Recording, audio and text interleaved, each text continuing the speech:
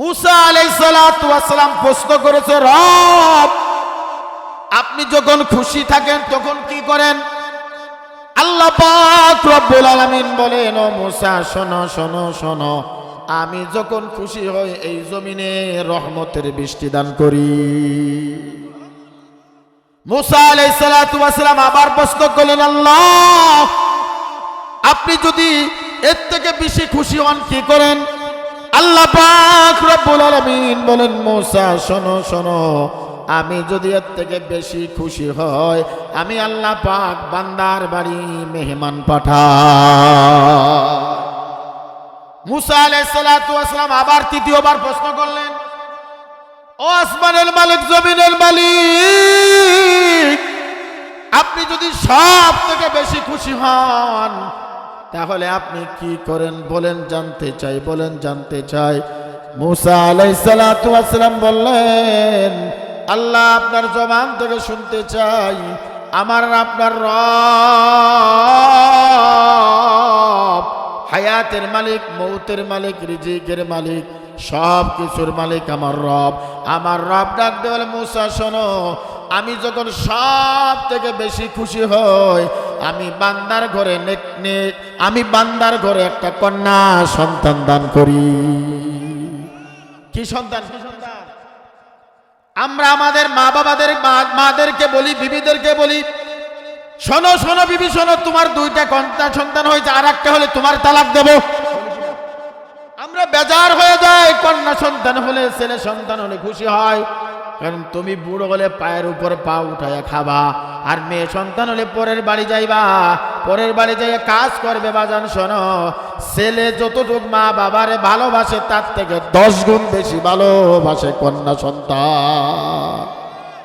আপনি এখন বিপদে পড়েন, ও যাত্রাবাড়ির মুসলমান, আমার যুবক, আমার মা দিলের কান দিয়ে শোনো, ও আমার দালিবাগা মুরব্বী বাবা, যাদের মেয়ে আছে বিবাহ দিছে, ও তো এখনো দেও নাই, আপনি এই মুহূর্তে বিপদে পড়েন, অসুস্থ হয়ে পড়েন, সন্তান থেকে ঢাকা, আর আপনার মেয়ে বিয়ে দিয়েছেন ধরেন ময়মনসিং, কিন্তু সন্তান খবর পাইছে আমার আব্বা মা অসুস্থ, সন্তান ডাক দে বলে, কেউ মা বাবা শোনো, তোমার জন্য বিকাশে 5,000 টাকা পাঠাই দিছি, ময়মনসিং সরকারি মেডিকেল কলেজে তুমি চিকিৎসার ব্যবস্থা করো। আর মেয়ের কানে যখন খবর যায় আমার বাবা অসুস্থ, মা অসুস্থ, স্বামীর সংসার ছেড়ে সন্তানকে নিয়ে পাগলের মতন দৌড়ায়। আজকে আমার মা বাবা অসুস্থ, মার দেখার জন্য পাগল হয়ে যায়।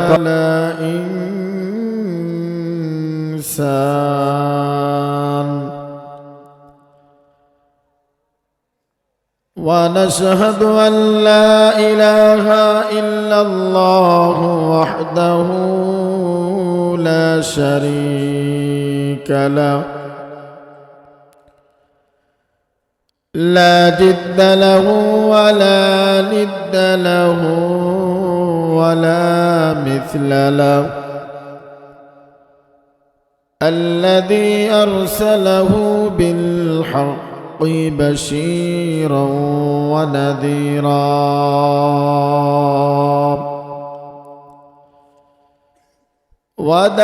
وداعيا إلى الله بإذنه وسراجا وقمرا منيرا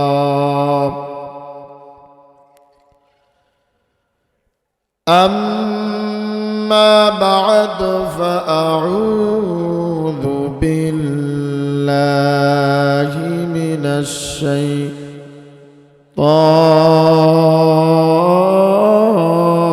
الرجيم.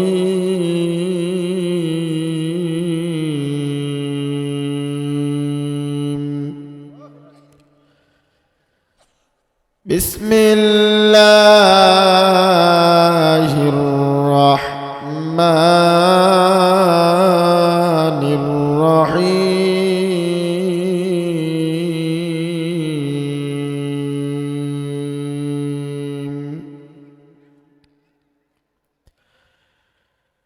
يا أيها الذين آمنوا اتقوا الله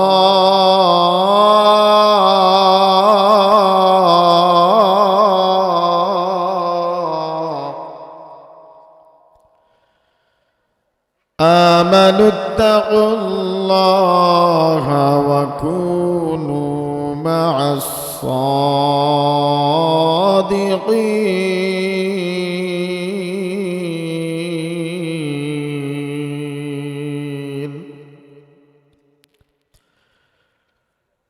وقال تعالى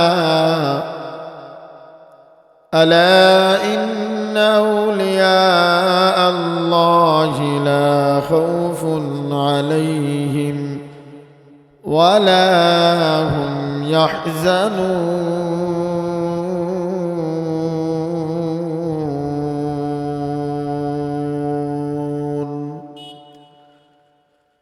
صدق الله العظيم وصدق رسوله النبي الكريم ونحن على ذلك من الشاهدين والشاكرين والحمد لله رب العالمين. اللهم صل على محمد النبي الأمي وعلى آله وسلم تسليما. اللهم صل على محمد وعلى آل محمد كما صليت على إبراهيم وعلى آل إبراهيم إنك حميد مجيد. اللهم بارك على محمد وعلى آل محمد كما باركت على إبراهيم وعلى آل إبراهيم إنك حميد مجيد. لا إله إلا الله. সবাই জোরে বলেন লা ইলাহা ইল্লাল্লাহ লা ইলাহা ইল্লাল্লাহ লা ইলাহা ইল্লাল্লাহ লা ইলাহা ইল্লাল্লাহ লা ইলাহা।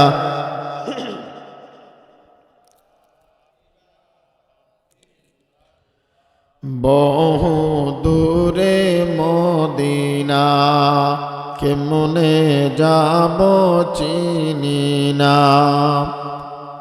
বহু দূরে মদিনা কেমনে যাব চিনি না। দয়ার আল্লাহ দয়া করেন দয়ার আল্লাহ দয়া করেন নিয়ে যাও না মদিনা। লা ইলাহা ইল্লাল্লাহ লা ইলাহা। সবাই মোহাম্মতের সঙ্গে বলেন লা ইলাহা ইল্লাল্লাহ লা ইলাহা ইল্লাল্লাহ লা ইলাহা ইল্লাল্লাহ লা ইলাহা লা ইলাহা ইল্লাল্লাহ লা ইলাহা ইল্লাল্লাহ লা ইলাহা ইল্লাল্লাহ লা ইলাহা ইল্লাল্লাহ লা ইলাহা ইল্লাল্লাহু মুহাম্মাদুর রাসূলুল্লাহ। সকলে বলেন সাল্লাল্লাহু আলাইহি ওয়াসাল্লাম। কেমন করে ঘুমাও তুমি কেমন করে ঘুমাও তুমি ফজর করে কাজা, এমন তো হতে পারে জোহরে জানাজা তোমার, এমন তো হতে পারে জোহরে জানাজা। ঠিক কিনা? ও পূর্বদলের মুসলমান আমার যুবক, গত বছর এই মাহফিলে অনেক মানুষ ছিল, আজকে তারা নাই। আমি আর আপনি আপনার মার কাছ থেকে, বাবার কাছ থেকে বিদায় নিয়ে আসছেন, বিবির কাছ থেকে বিদায় নিয়ে আসছেন বাজান। আজকে এই যাত্রাবাড়ি মাদ্রাসায় মাহফিলে যাব, কিন্তু রাস্তার মাঝখানে আজরাইলের হাতে হ্যান্ডকাপ লাগায় তোমার ফেলছে। মাহফিলেও আসতে পারো নাই, বিবির কাছে যাইতেও পারো নাই। এই জন্য যদি রাতের বেলায় ফজরের পরে যদি তোমার জানটা কবজ হয়ে যায়, জোহরের আগে তোমার জানাজার জন্য কাফনের কাপড় রেডি হয়ে থাকবে। কথাগণ ঠিক কিনা? মুসলিম হয় না জন্ম নিলে মুসলমানের ঘরে, কাফের মুমিন তফাৎ হয় সালাতের উপরে। এই জীবনে নামাজ যেন, এই জীবনে নামাজ যেন হয় না যেন কাজা, এমন তো হতে পারে জোহরে জানাজা তোমার, এমন তো হতে পারে জোহরে জানাজা। বেনামাজির কবর হবে সব বিচ্ছুর ঘর, দুই পাশেরই মাটির চাপে, দুই পাশেরই মাটির চাপে হবে রে চুরমার তোমার, হবে রে চুরমার। এই জীবনে নামাজ যেন, এই জীবনে নামাজ যেন হয় না যেন কাজা, এমন তো হতে পারে জোহরে জানাজা তোমার, এমন তো হতে পারে জোহরে জানাজা। কথা কোন ঠিক কিনা? হায়াত মৌতের মালিক কে? আমি আর আপনি যে বড়াই করি, আমি আর আপনি যে ক্ষমতার বাহাদুরি দেখায়, আমি আর আপনি যে নেতার বাহাদুরি দেখায়, শিল্পপতির বাহাদুরি দেখায়, সব পড়ে থাকবে, সব পড়ে থাকবে বাজান, কিছুই সঙ্গে নিতে পারবেন না। যাবে শুধু 3 টুকরা কাপড়, তাও কোনো সেলাই নাই, কোনো পকেট নাই, কোনো বান্ধন দিবে তো গিফটি দিবে না, শেষ। চক্ষু খোলা আছে, আপনার সমাজে দাম আছে। চক্ষু বন্ধ হয়ে যাবে, আপনার বিবিও ধাক্কা দিয়ে বারান্দায় ফেলে রাখবে।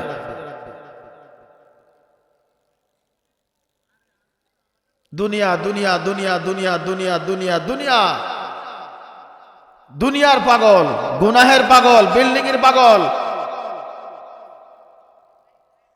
মানুষের উপরে জুলুম করার পাগল হয়ে গেছি, জায়গা জমির পাগল হয়ে গেছি, বিভিন্ন খেলাধুলার পাগল হয়ে গেছি। এখানে কয়টা মানুষ? এর থেকে মনে হয় 5 গুণ বেশি মানুষ ওই মেলায় দোকানপাটে আড্ডা দিচ্ছে। তারা তো নিয়ত করে আসছে আজকে মাহফিলে যাব, কিন্তু আসতে পারে নাই, তাদেরকে আল্লাহ কবুল করে নাই। আল্লাহ তাআলা আমাকে আপনাকে বড় মায়া করে, বড় মোহাব্বত করে এই বেহেশতের বাগানে বসার সুযোগ করে দিয়েছেন। এই জন্য জবান খুলে সবাই বলেন আলহামদুলিল্লাহ। আরো জোরে বলেন আলহামদুলিল্লাহ। প্রশংসা করলাম কার? খুশি হবেন কে? ভাইরা আমার, বন্ধুগণ আমার, সময় অল্প। আমি আপনাদের সামনে পবিত্র কোরআনুল কারীম থেকে একটা আয়াতের অংশ কিছু তেলাওয়াত করেছি রে বাজান। আপনারা কষ্ট করে আসছেন এই জান্নাতের বাগানে, বিবির মোহাব্বত, ঘরের মোহাব্বত, সন্তানের মোহাব্বত, মায়ের মোহাব্বত, দুনিয়ার মোহাব্বত, টাকার মোহাব্বত ফেলে বাজানে এই জায়গায় বসলে কিন্তু আপনাদের খাবার দিবে না, কেউ টাকা দিবে না। বিভিন্ন মিছিলে গেলে নেতা 100-200 টাকা দেয়, দুপুর বেলা আবার কাচ্চি বিরিয়ানিও দেয়, আবার মাঝে মাঝে রং চা দেয় চিনি ছাড়া, আবার যদি সমর্থ একটা টোস্টও দেয়। কিন্তু এই জায়গায় বসলে আল্লাহ বান্দারা শোনো, একটা টাকাও দিবে না, তোমার একটা জায়গাও দিবে না। এই জায়গায় বসলে তোমার এক কাপ চাও দিবে না। মেহেরবানি করে এই জায়গায় বসছেন, কথাগুলি শুনবেন, চোখের পানি নিয়ে বাড়ি যাবেন। নবীজি বলেন, যার চোখ দিয়ে এক ফোঁটা পানি জমিনে পড়বে, নবীজি বলেন, আল্লাহ পাক বলেন, ওই বান্দার জন্য জাহান্নাম হারাম, জান্নাত ওয়াজিব হয়ে যায়। ভাইরা আমার, বন্ধুগণ আমার, নিয়তকে খালেস করতে হবে, নিয়তকে পরিবর্তন করতে হবে। কুরআনুল কারীমের পরে যে কিতাব, ওই কিতাবের নাম হলো বুখারী শরীফ। ইমাম বুখারী রাহমাতুল্লাহ আলাইহি সর্বপ্রথম একটা হাদিস এনেছে, ইন্নামাল আমালু বিন্নিয়াত, সমস্ত কাজ নিয়তের উপর নির্ভর করে। এই নিয়ত যদি খালেস থাকে, নিয়ত যদি তোমার পরিবর্তন থাকে, আমরা নিয়ত করে আসি হুজুর আপনার বয়ান শুনবো, আলেমদের বয়ান শুনবো, কোরআন হাদিসের বয়ান শুনবো, গুনাহ মাফ নিয়ে জান্নাতের বাগান থেকে যাব, তওবা করিয়া ইস্তেগফার পড়িয়া রব্বে কারীম রে খুশি করে জান্নাতের বাগানে যাব, জান্নাতের বাগান থেকে যাব। আল্লাহ পাক বলে, ও ফেরেশতা যা যা, ওই বান্দার নিয়ত করার সঙ্গে সঙ্গে তার জীবনের গুনাহগুলি মাফ করে দিলাম। এই জন্য প্রশংসা করব কার? জোরে বলেন না, প্রশংসা করব কার? দুনিয়ার ভিতর যদি কোনো চেয়ারম্যানের প্রশংসা করি, চেয়ারম্যান কিন্তু বাদান খুশি হয়ে যায়। এমপির যদি প্রশংসা করি, এমপি খুশি হয়ে যায়। যদি মা বাবারে বারবার ডাকি, মাও কিন্তু খুশি হয়ে যায়। আমার আব্বারে যদি বারবার ডাকি, আমার আব্বাও খুশি হয়ে যায়। আমার আল্লাহ কয়, ও বান্দা শোন, আমার টাকা পয়সা ধন দৌলত তোমার কাছে চাই না, আমাকে জবান দিয়ে যখন ডাকবা, আমি মাওলাও খুশি হইয়া যাব। এই জন্য আমার আল্লাহ বলে, আমি যখন খুশি হই, কখন খুশি হই? যখন আমার বান্দা আমাকে প্রশংসা করে, সুবহান রাব্বিয়াল আযীম, সুবহান রাব্বিয়াল আলা, সুবহানাল্লাহ, সুবহানাল্লাহ।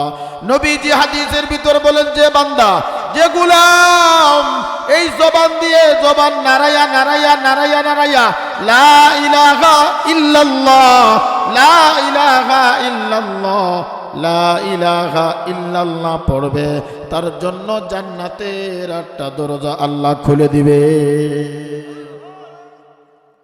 হযরত মুসা আলাইহিস সালাতু ওয়াস সালাম কার সঙ্গে কথা বলতেন জানেন না? মনে বলেন, কার সঙ্গে? আল্লাহর সঙ্গে কথা বলতেন হযরত মুসা আলাইহিস সালাতু ওয়াস সালাম। একদিন আল্লাহকে মুসা আলাইহিস সালাতু ওয়াস সালাম প্রশ্ন করেছে, আল্লাহ তুমি যখন খুশি হও তখন কি করো? সুবহানাল্লাহ কইবেন না? মুসা আলাইহিস সালাতু ওয়াস সালাম এই কথা বলার সঙ্গে সঙ্গে আল্লাহ কয়, মুসা শোনো, আমি যখন খুশি হই এই জমিনে বৃষ্টির ব্যবস্থা করি।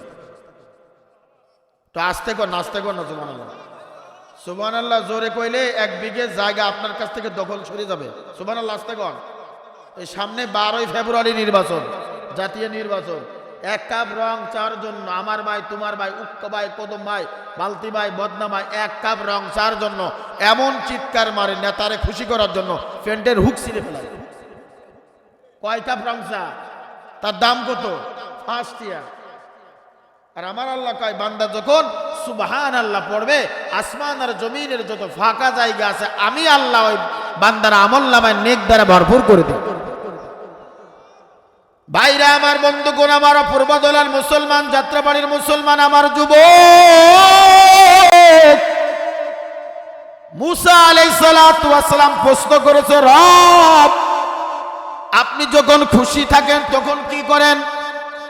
আল্লাহ পাক রব্বুল আলামিন বলেন, ও মুসা শোনো শোনো শোনো, আমি যখন খুশি হই এই জমিনে রহমতের বৃষ্টি দান করি। মুসা আলাইহিস সালাতু ওয়াস সালাম আবার প্রশ্ন করলেন, আল্লাহ আপনি যদি এর থেকে বেশি খুশি হন কি করেন? আল্লাহ পাক রব্বুল আলামিন বলেন, মুসা শোনো শোনো, আমি যদি এর থেকে বেশি খুশি হয় আমি আল্লাহ পাক বান্দার বাড়ি মেহমান পাঠাই। মুসা আলাইহিস সালাতু ওয়াস সালাম আবার তৃতীয়বার প্রশ্ন করলেন, ও আসমানের মালিক জমিনের মালিক, আপনি যদি সব থেকে বেশি খুশি হন তাহলে আপনি কি করেন বলেন, জানতে চাই, বলেন জানতে চাই। মুসা আলাইহিস সালাতু ওয়াস সালাম বললেন, আল্লাহ আপনার জবান থেকে শুনতে চাই, আমার আপনার রব হায়াতের মালিক, মৌতের মালিক, রিজিকের মালিক, সব কিছুর মালিক আমার রব। আমার রব ডাক দিয়ে বলে, মুসা শোনো, আমি যখন সব থেকে বেশি খুশি হই আমি বান্দার ঘরে আমি বান্দার ঘরে একটা কন্যা সন্তান দান করি। কি সন্তান? কি সন্তান? আমরা আমাদের মা বাবাদের মাদেরকে বলি, বিবিদেরকে বলি, শোনো শোনো বিবি শোনো, তোমার দুইটা কন্যা সন্তান হয়েছে, আর একটা হলে তোমার তালাক দেব। আমরা বেজার হয়ে যাই, কন্যা সন্তান হলে, ছেলে সন্তান হলে খুশি হয়, কারণ তুমি বুড়ো হলে পায়ের উপর পা উঠাইয়া খাবা, আর মেয়ে সন্তান হলে পরের বাড়ি যাইবা, পরের বাড়ি যাইয়া কাজ করবে। বাজান শোনো, ছেলে যতটুক মা বাবারে ভালোবাসে তার থেকে 10 গুণ বেশি ভালোবাসে কন্যা সন্তান। আপনি এখন বিপদে পড়েন, ও যাত্রাবাড়ির মুসলমান আমার যুবক, আমার মা দিলের কান দিয়ে শোনো, ও আমার দালিবাগা মুরব্বী বাবা, যাদের মেয়ে আছে বিবাহ দিছে, ও তো এখনো দেও নাই, আপনি এই মুহূর্তে বিপদে পড়েন, অসুস্থ হয়ে পড়েন, সন্তান তাকে ঢাকা, আর আপনার মেয়ে বিয়ে দিয়েছেন ধরেন ময়মনসিং, কিন্তু সন্তান খবর পাইছে আমার আব্বা মা অসুস্থ, সন্তান ডাক দে বলে, কেউ মা বাবা শোনো, তোমার জন্য বিকাশে 5,000 টাকা পাঠাই দিছি, ময়মনসিং সরকারি মেডিকেল কলেজে তুমি চিকিৎসার ব্যবস্থা করো। আর মেয়ের কানে যখন খবর যায় আমার বাবা অসুস্থ, মা অসুস্থ, স্বামীর সংসার ছেড়ে সন্তানকে নিয়ে পাগলের মতন দৌড়ায়। আজকে আমার মা বাবা অসুস্থ, মার দেখার জন্য পাগল হয়ে যায়। কথা বলেন ঠিক কিনা? সন্তান আসে না, টাকা পাঠায় দেয়। এ বাজান, টাকা দিয়ে সবকিছু কি পাওয়া যায়? আমি নিজ সাক্ষী, আমার মা যখন অসুস্থ থাকতো, বাবা যখন অসুস্থ থাকতো, আমি বাড়িতে যাইতাম, রাতে রাতারে মারে ফোন করতাম, মা আমি 2টার দিকে আমি বাড়ির সামনে নামবো।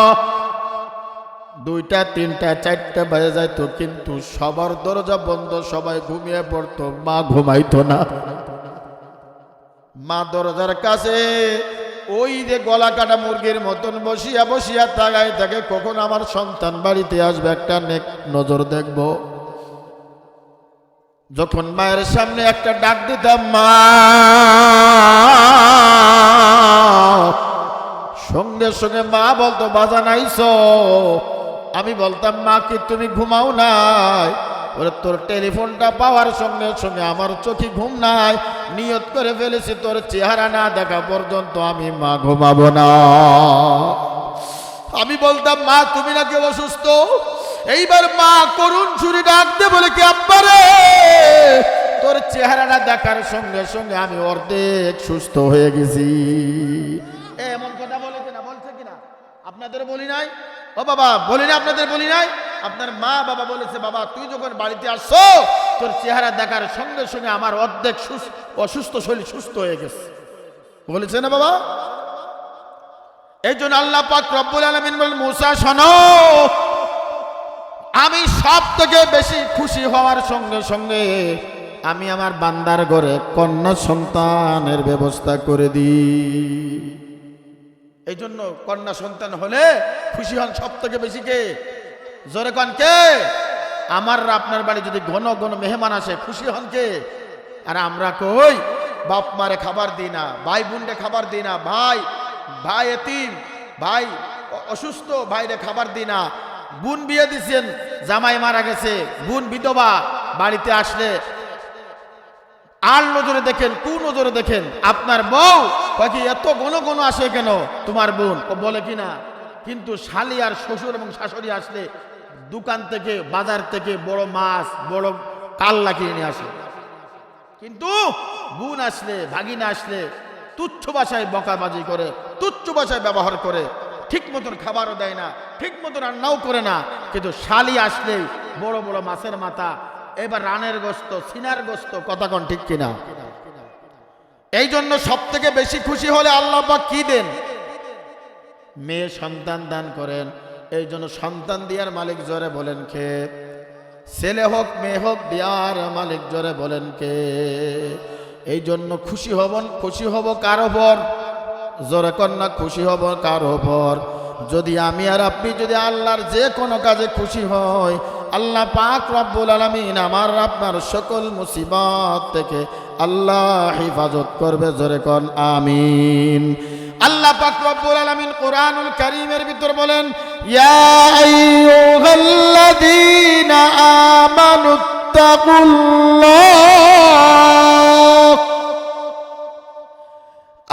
আমানুত্তাকুল্লাহ হাক্কা তুকাতিহি ওয়া লা তামুতুন্না ইল্লা ওয়া আনতুম মুসলিমুন।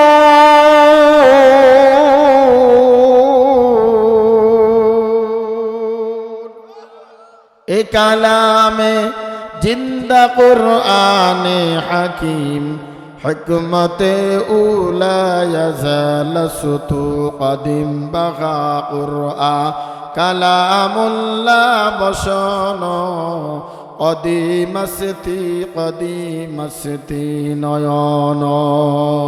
আল্লাহ পাক রব্বুল আলামিন বলে, হে দুনিয়ার বান্দা বান্দিরা শোন, তাকওয়া অর্জন করো। তাকওয়া মানে কার ভয়?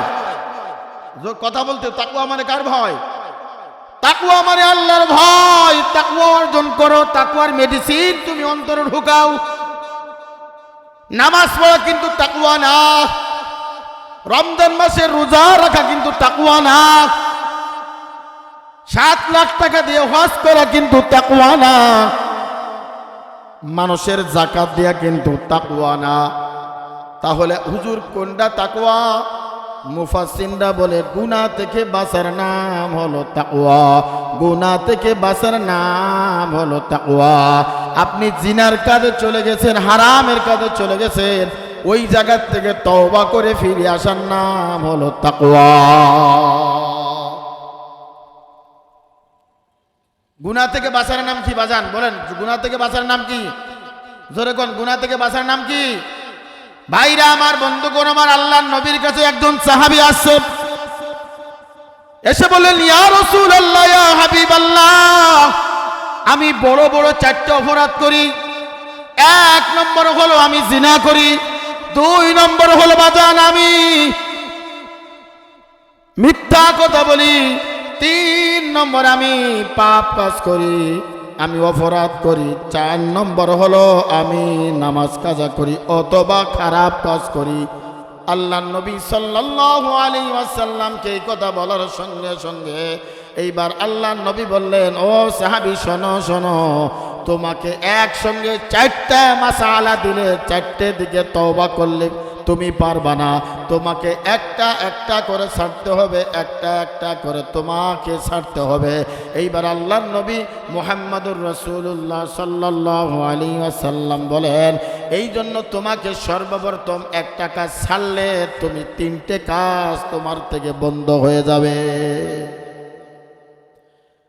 আল্লাহর নবীর সাহাবী ডাক দেবেন, ইয়া রাসূলুল্লাহ, ইয়া হাবিবাল্লাহ, 4টে বড় বড় অপরাধ করি, তার ভিতরে একটা মিথ্যা কথা বলি, একটা জিনা করি, একটা মদ পান করি। আমি 4টে কাজ, বড় বড় কাজ করি। এই 4টে কাজ একসঙ্গে আমাকে যদি আমাকে তওবা করে দেন, আমাকে বলেন আমি ফিরব না, আমাকে একটা করে আমাকে সবক দেন। আল্লাহর নবী বলেন, তোমাকে সর্বপ্রথম যে কাজটা ছাড়তে হবে ওইটা হলো মিথ্যা কথা। কি কথা?